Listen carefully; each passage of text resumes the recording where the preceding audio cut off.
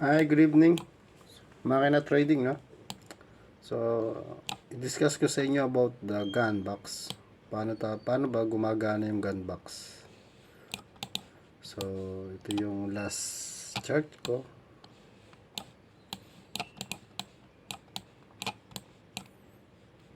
So, delete ko na muna yan. So, 1 hour time frame tayo. So,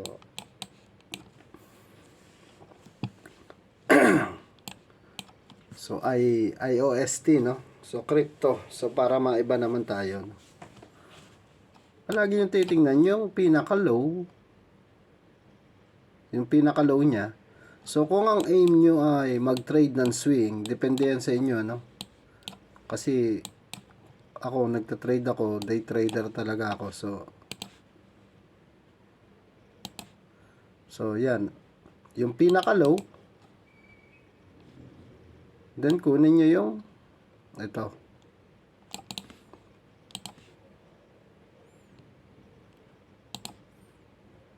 Yung move na yan. Yung first retracement, no? Na makikita nyo na pinakamagandang first retracement. So, yan yung ano, lalagyan nyo. So, ayan. So, klarong-klaro yan na yan ang ano. Kasi, malaking cycle na yung kukunin natin. Ngayon, kung nandito ko pa lang, yung maliit na retracement na to, kung nandito pa lang yung price, so lagyan mo siya. But nangyari na, yung full swing na yan, kung maaari nga, lalagyan mo yan yun eh. Yan yung pinaka full swing niya eh. Sige, itong gamitin natin, yung malaking full swing na yan. Kasi ito yung clear na retracement, no?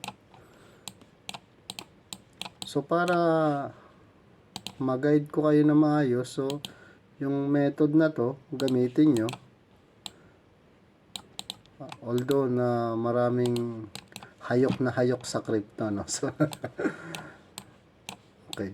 So, once na nalagay nyo yan, para ma-scale natin yung charts, then yung lock price to bar ratio, kailangan yung side nito, ilock nyo siya.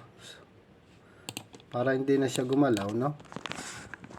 But problema, once na nagbukas ulit kayo ng charts nyo, no? So, lagyan nyo yan ng, let's say, ng mga mark yung may drawing nyo para once na gumalaw yan, at least alam nyo, no? Then ilock nyo, no? So anyway, so tanggalin ko na tong circle, then maglalagay na ako ng angle. Ayan, extend ko.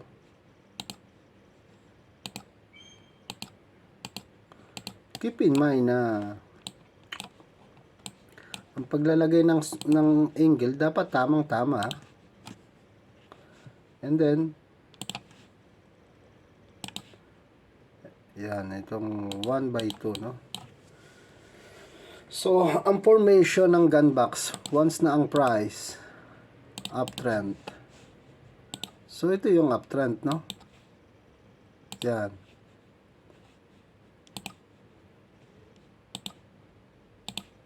So, ganyan siya.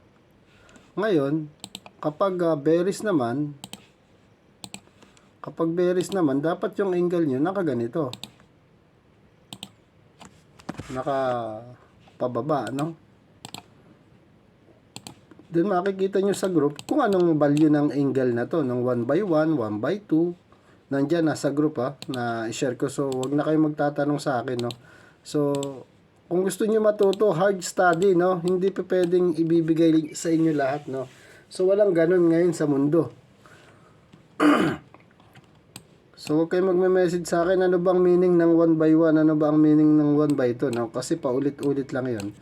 Nandiyan na nga lahat, ibinigay ko yung value ng angle. Nakapost dyan sa group. So, at least, i-develop nyo yung skills nyo. So, hindi yung para to sa akin, no? This is for you, no? Makikita nyo na itong gun box, pag nilagyan nyo yan ng time cycle,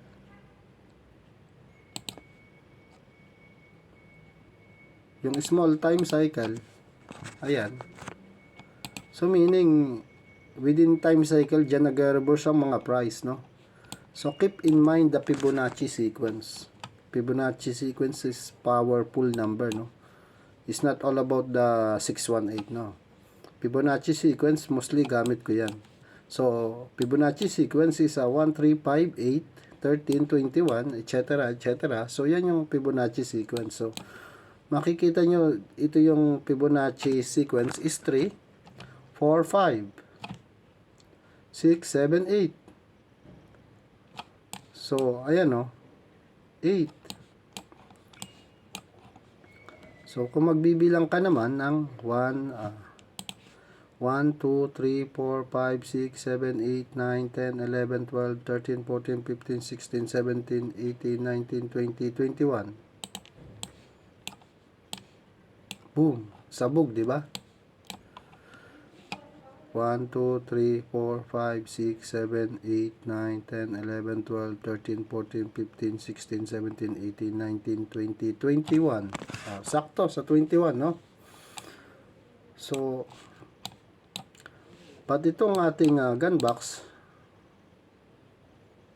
na pag dinoubling nyo yan, at least yung doubling technique at alam nyo na, no? Para at least yung mga TP makuha nyo yung full. Hindi naman ako nagte-trade sa crypto, mostly gold lang talagang tinetrade ko ngayon, no? So kayo magpapatunay na once na tumatapat yan sa, ayan, no? Di ba? Yan siya. So you are to the nearest, no? So yan yung nangyayari talaga sa once na gumagamit kayo ng gun box. So kung malakas ang loob nyo na pumasok na siya dito, kung yan ay na-distinguish nyo na mahina talaga, yung mga break ng angle, entry nyo na yan, no? Yan.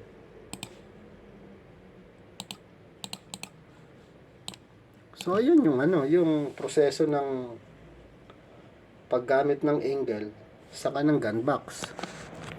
So I mean, once na pumapasok kayo sa mga level ng gun box, let's say ito. Let's say ang mga yan.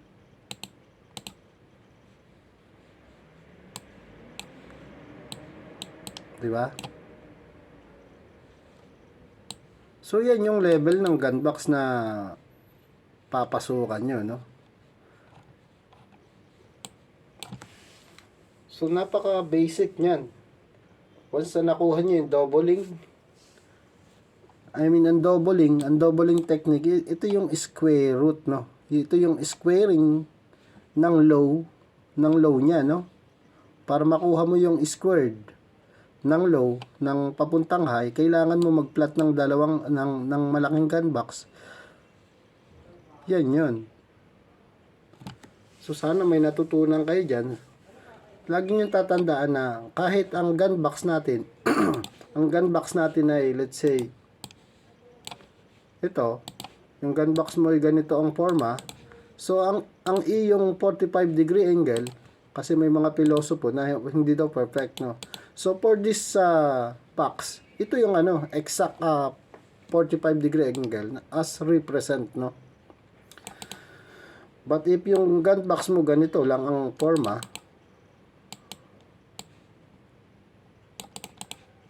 so ito yung 45 degree angle as represent for this box. So you will get the doubling technique kung ang maliit yung gun box mo na yan. Then maglagay ka ng pangalawang gun box. So ang squared, ang pinaka-square root nitong low na to ay ito. So Kaya mong i-define yung mga reversal area using gun box, no? So, yan yung paggamit ng tamang gun box. At least yan, makakatulong sa inyo kung kayo ay SMC trader, LUTician. So, but mostly, advice ko to para sa mga LUTician, no? So, keep in mind na mayroon tayong counts na to. Na 5, 7, 9, 13 counts. And after that, mayroon na yung correction, no? 1, 2, 3, or ABC. So, ganun lang ang paggamit nito. And then, yung plus nyo yung mga measure move niyan para ma-identify nyo na kung gaano ba ka lakas ang pagbagsak niya. So, ito ay 1 hour time frame, no? So, hindi ko naman siya tinetrade. Hindi ako nagte-trade ngayon sa crypto. So, more on gold ako. So, yun lang ang tinetrade ko. Gold lang talaga. Wala nang iba.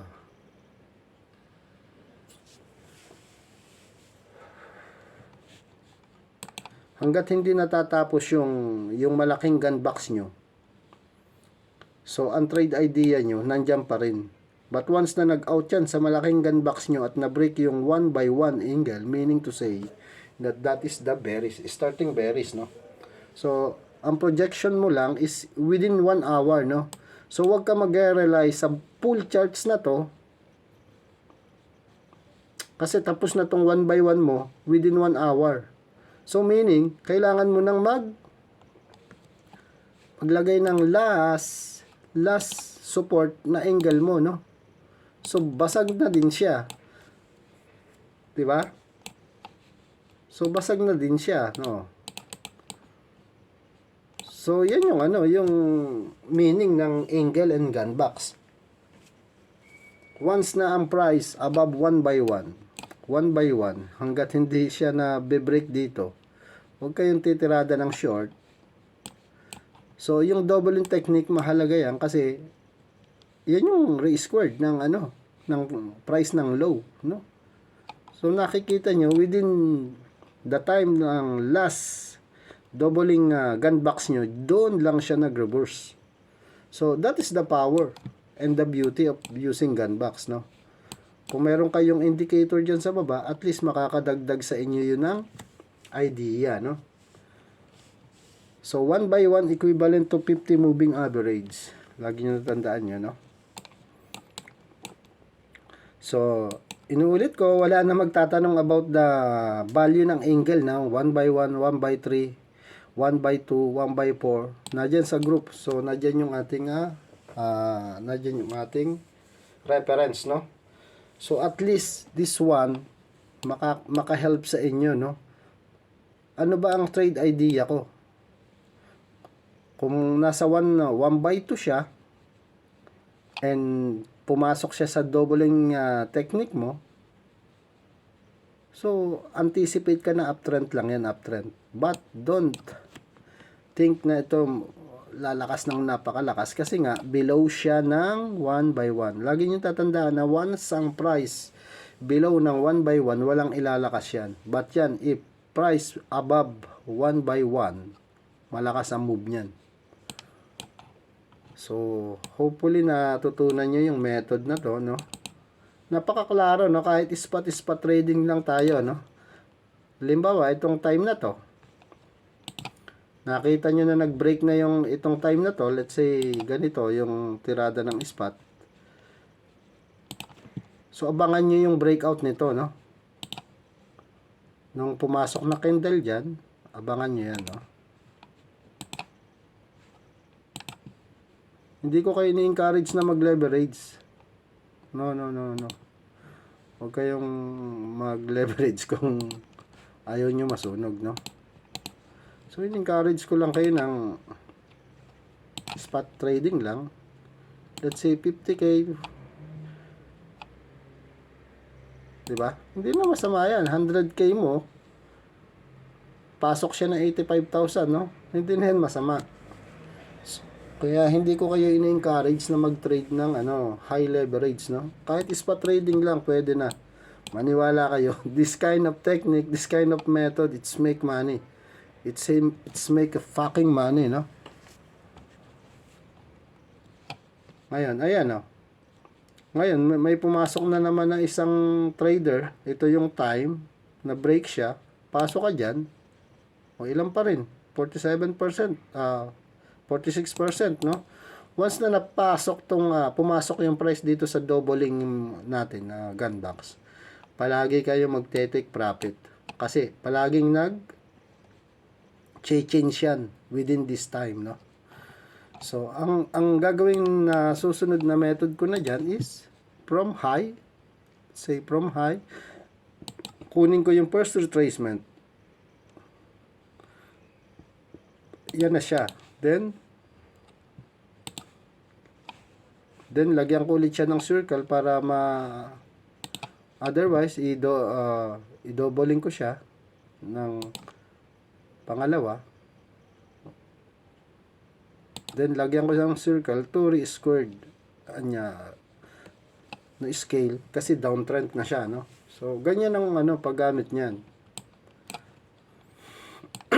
So napakaklaro na within the time of gunbox na doon yung mga pull entry natin.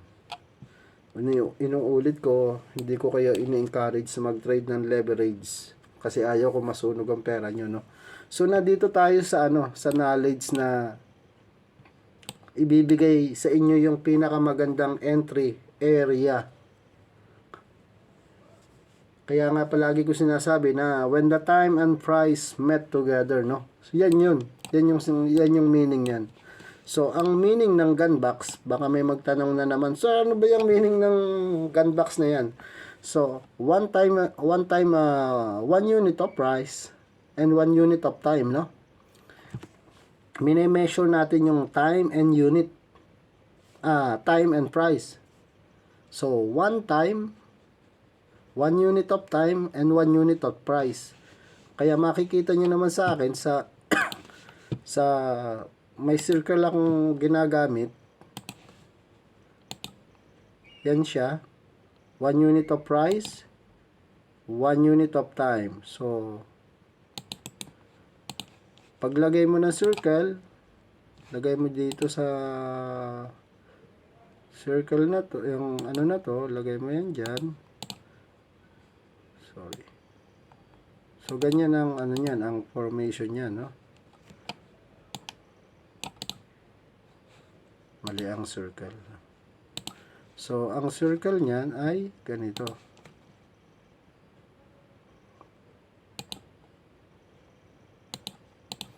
Then yung price niya, yung time niya, ito.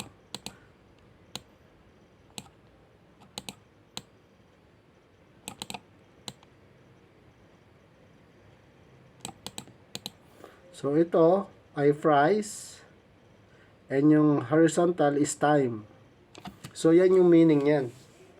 Okay guys, sana makatulong sa inyo yan.